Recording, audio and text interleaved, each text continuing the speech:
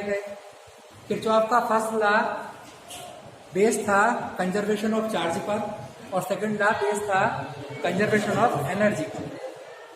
आपको हमने बताया कि फर्स्ट लॉ में क्या था कि कोई इलेक्ट्रिक सर्किट है, इलेक्ट्रिकल सर्किट में जितने जंक्शन हैं उन जंक्शन पर जितना करंट जंक्शन की ओर जाता है उतना ही करंट जंक्शन से दूर जाता है ना।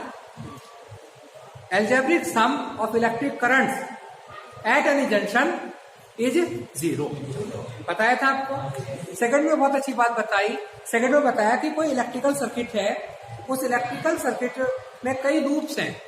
आप किसी भी लूप की बात कर लीजिए, उस लूप में जितने भी एलिमेंट्स होंगे, एलिमेंट्स कौन हो सकते हैं?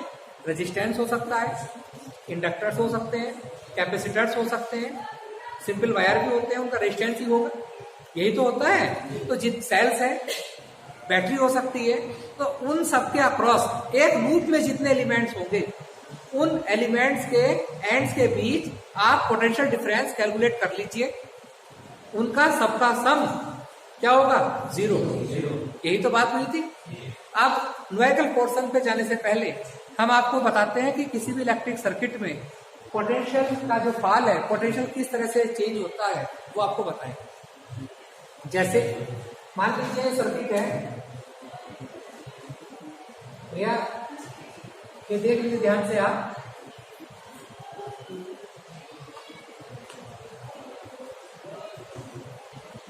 ए और बी दो पॉइंट्स हैं और इनके बीच कुछ सेल लगे हैं और कुछ फैन बंद कर दो, कुछ सेल लगे हैं और कुछ रेजिस्टेंस लगे हैं।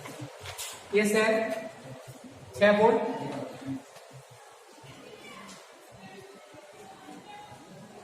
एक सेल 6 वोल्ट का है, एक ये सेल है ये 2 वोल्ट, 12 वोल्ट लगा लीजिए, ये 8 वोल्ट लगा लीजिए, जो भी हो संख्या से नंबर चेंज है केवल, उससे फर्क तो कुछ पड़ता नहीं। ये रेजिस्टेंस है 2 ओम, 3 ओम, 1 ओम, 4 ओम, 2 ओम, ये रेजिस्टेंस है। इस सर्किट में करंट फ्लो हो रहा है 2 एम्पियर का, ए टू बी। ठीक, क्या हो रहा है? करंट फ्लो हो रहा है और मुझसे पूछना है, आपको कैलकुलेट करना है ए और बी के बीच पोटेंशियल डिफरेंस कितना है। What is the potential difference between A and B in this circuit? We have to calculate. होना क्या है, ज्यादा इसमें आपको पजल होने की जरूरत नहीं है। मैंने मान लिया कि ए पर पोटेंशियल वीए है और बी पर पोटेंशियल वीबी है। ठीक, हम ए से शुरू करते हैं। ये तो कंफर्म है कि जो रेजिस्टेंस, जितने रेजिस्टेंस है 5 रेजिस्टेंस में लगे हैं, इन 5 रेजिस्टेंस में से जब करंट पास होगा, क्या होगा कि जो एनर्जी या पोटेंशियल है, एनर्जी कह लीजिए या पोटेंशियल, वो हमेशा डिक्रीज होगा। क्या होगा? डिक्रीज।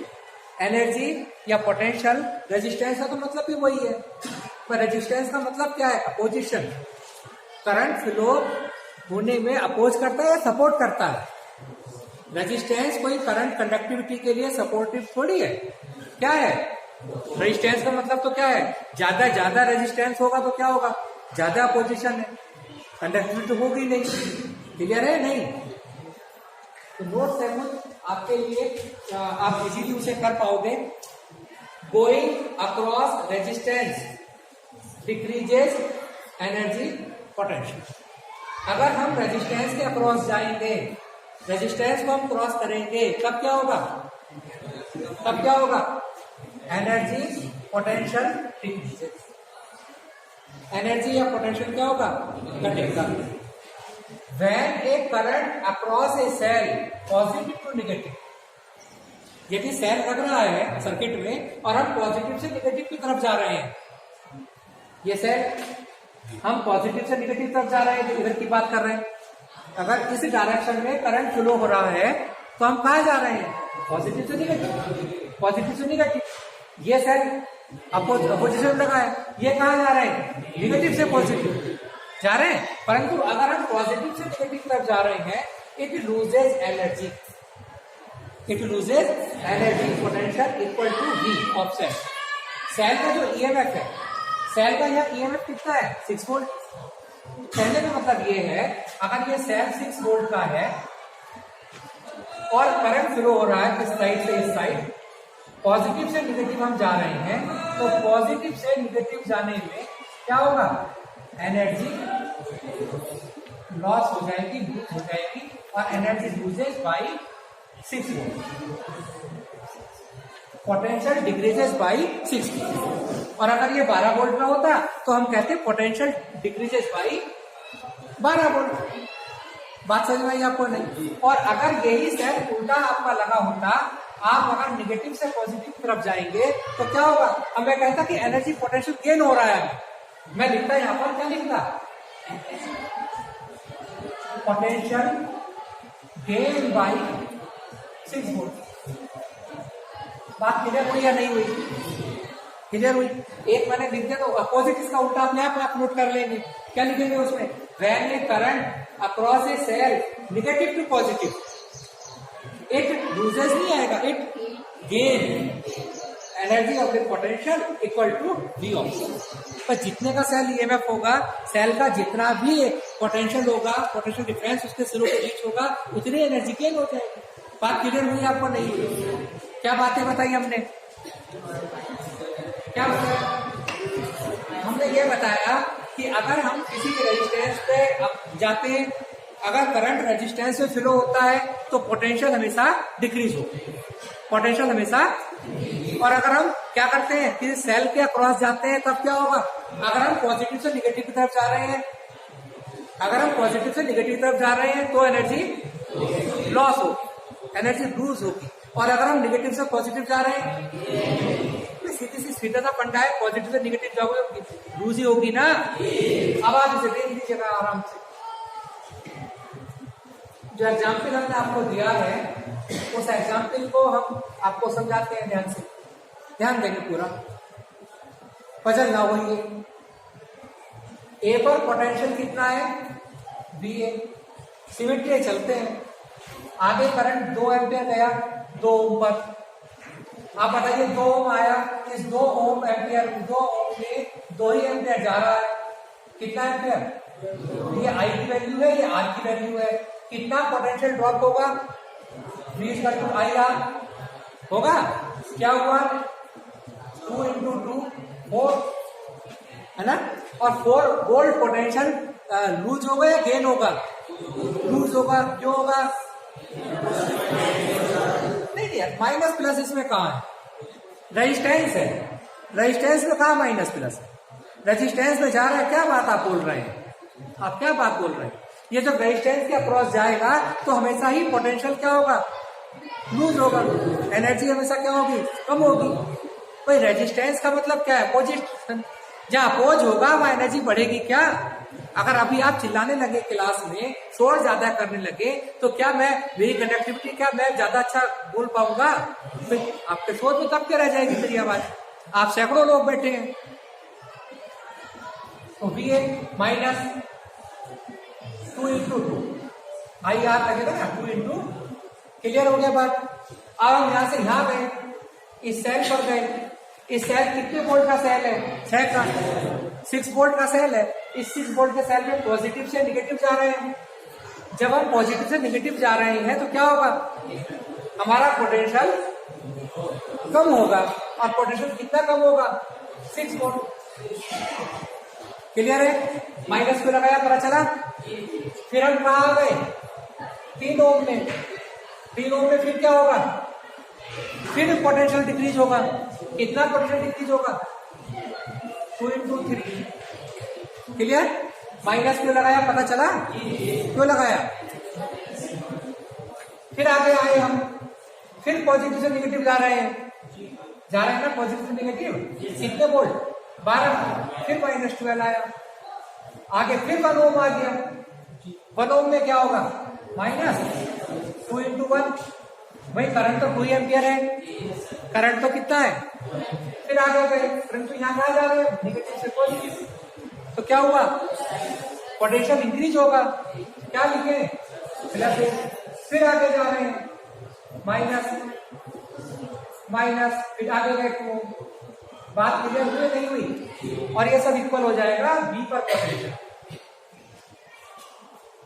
नहीं? अब आप बताइए बी है। मैंने तो लंबा एग्जाम्पल ज्यादा ले लिया जिससे आपकी प्रैक्टिस अच्छी हो, इतना ज्यादा बड़ा नहीं आता है। 4 6 6 12 2 8 8 4 क्या हुआ बताइएगा? प्लस प्लस ऐड कर लीजिए, प्लस प्लस ऐड कर लीजिए, एक ही प्लस है, एक और बस, और नहीं है ना? ये तो कैंसिल आउट हो सकते हैं आपस में। अब ऐड कर लीजिए 10 16 28 30 और 34।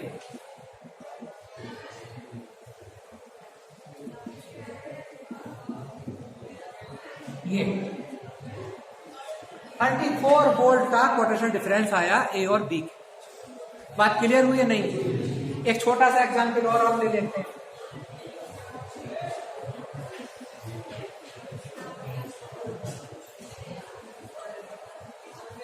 एक छोटा सा एग्जांपल हम ले लेते हैं।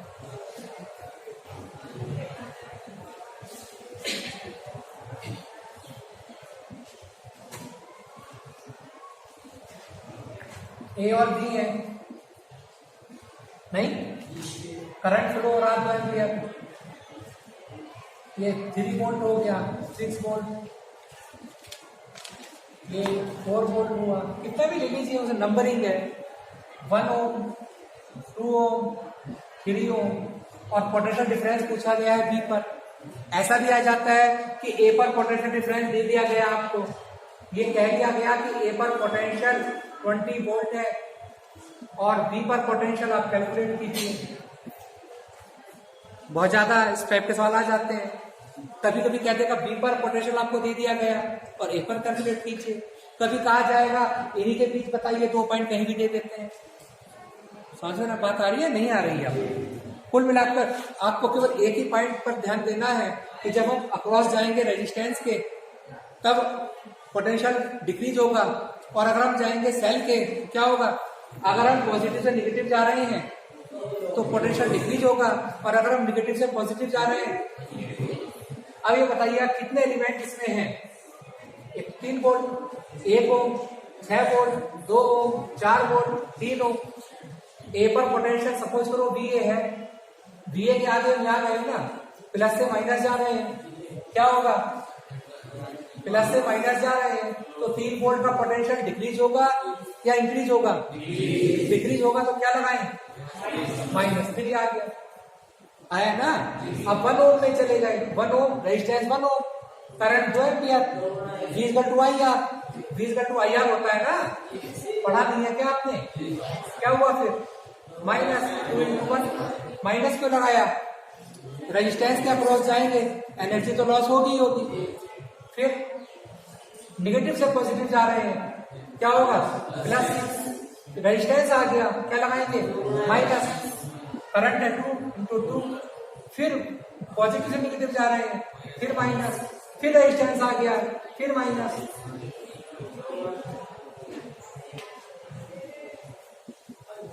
अभी भी आपको सेकंड एग्जाम्पल से भी आपको क्लियर नहीं हो रहा क्या? हो रहा है ना आपको? बोलो क्या होगा?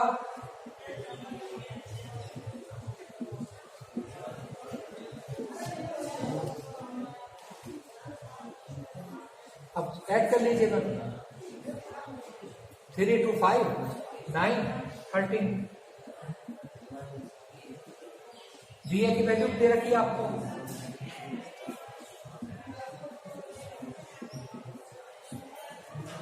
बोलो क्लियर हुआ है नहीं हुआ? आपको क्लियर हुआ है नहीं हुआ है? समझ नहीं आया आपको? यहाँ पर न्यूमेरिकल पोर्शन आपको स्टार्ट करना है। एक हमने कराया था, एक ये प्रॉब्लम है, एक सेल रेजिस्टेंस, सेल रेजिस्टेंस, किसी भी प्रकार का कॉम्प्लेक्स सर्किट आ सकता है। सेल 2 वोल्ट 4 वोल्ट 1 ओम, 4 ओम, 5। कैलकुलेट करना है कि प्रत्येक ब्रांच में कितनी, 1 2 3 ब्रांच हो गए, कुछ जंक्शंस होते हैं, ब्रांच होते हैं, लूप होते हैं। किसी भी ब्रांच में करंट कितना फ्लो हो रहा है यह हमें कैलकुलेट करना है। क्लियर? मान लेते हैं इस सेल के कारण I1 करंट फ्लो हो रहा है, इस सेल के कारण I2 करंट फ्लो हो रहा है ना। और क्वेश्चन ये है कि I1 कितना है और I2। Calculate I1 and I2 in the circuit. होना क्या है, कैसे करेंगे? किरचॉफ के 2 लॉ हमने बताए थे।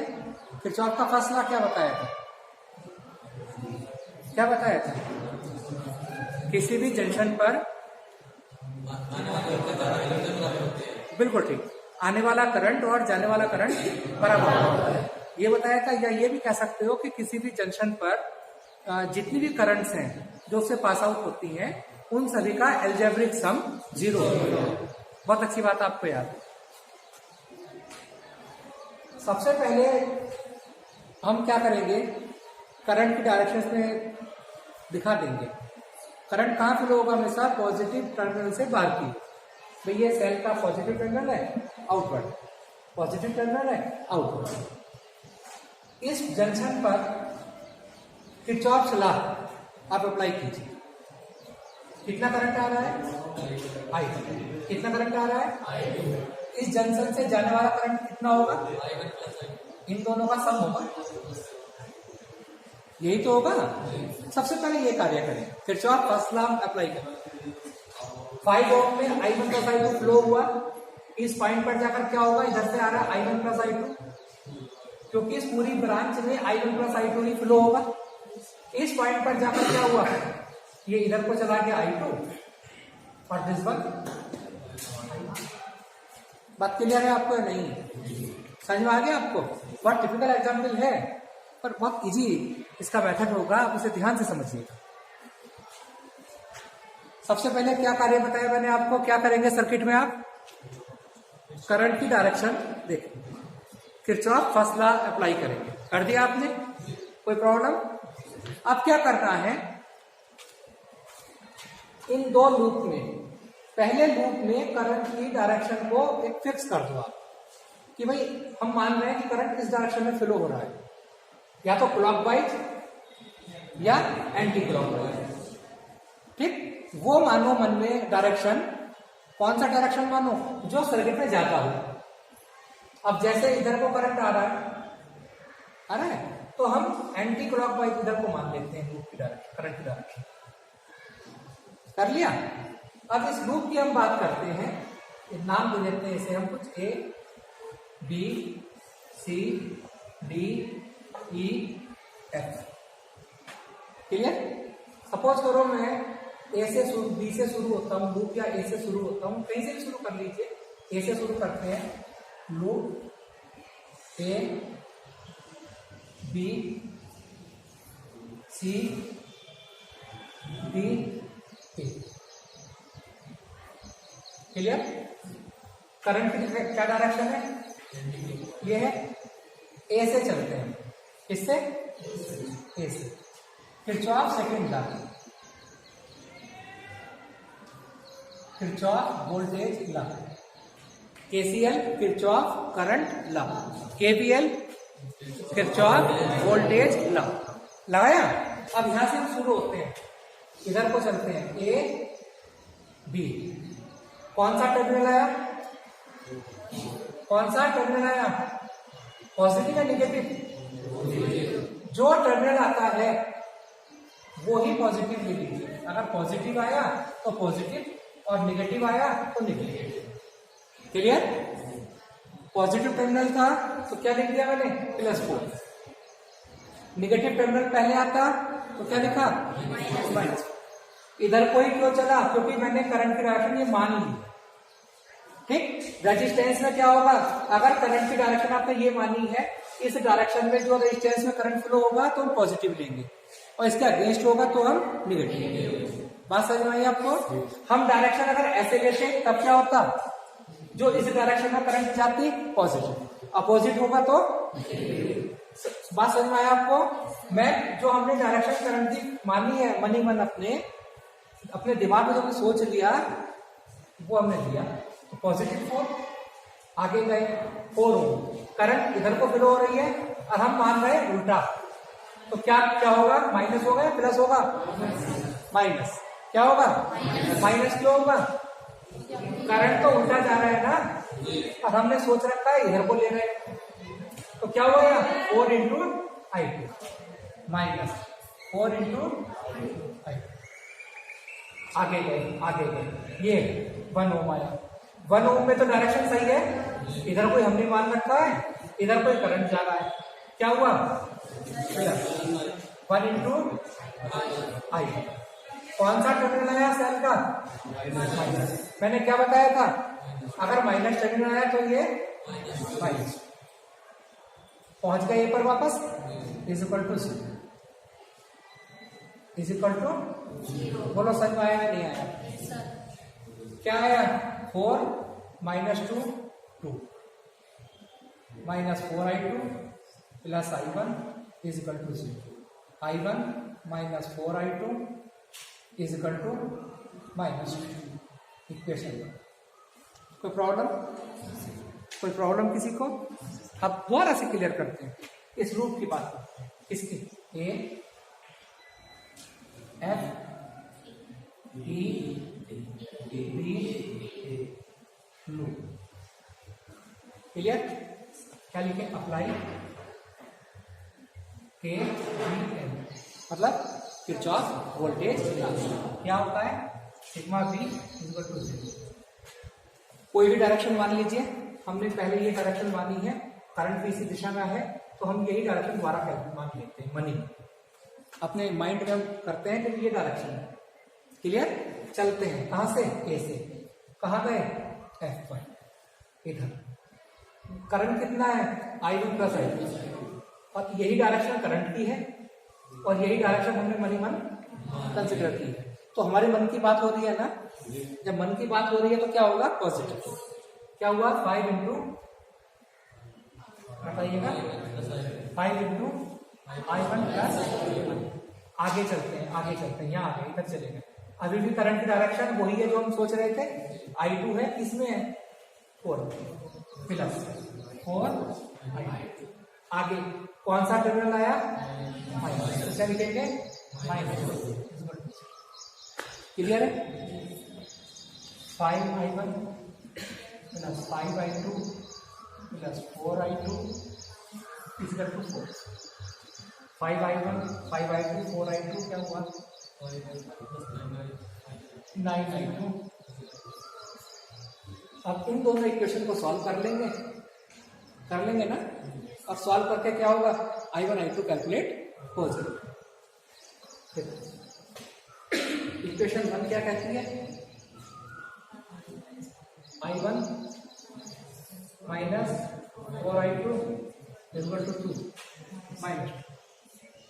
Equation 2 5I1 plus 9I2 equal to 4। Equation 1 को 5 से मल्टीप्लाई कीजिए, किस चीज से? क्या होगा? 5I1 20I2 माइनस, सब्ट्रैक्ट कर दीजिए, क्लियर? कैंसिल आउट, क्या आया? 29I2 14, I2 equal to 14/20, near about 28 आएगा ना, 14 टू जा 28, नियर अबाउट 0.5। क्लियर? I1 की वैल्यू इक्वेशन 1 में पुट कर दीजिए,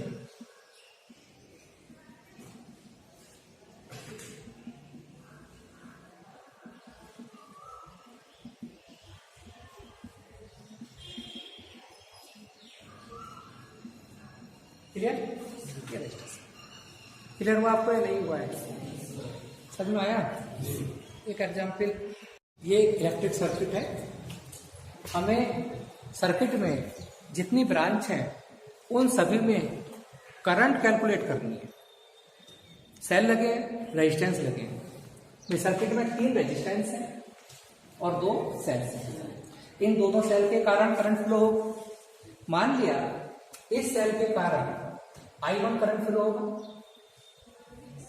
I1 होगा मान लिया, और इस सेल के कारण I2।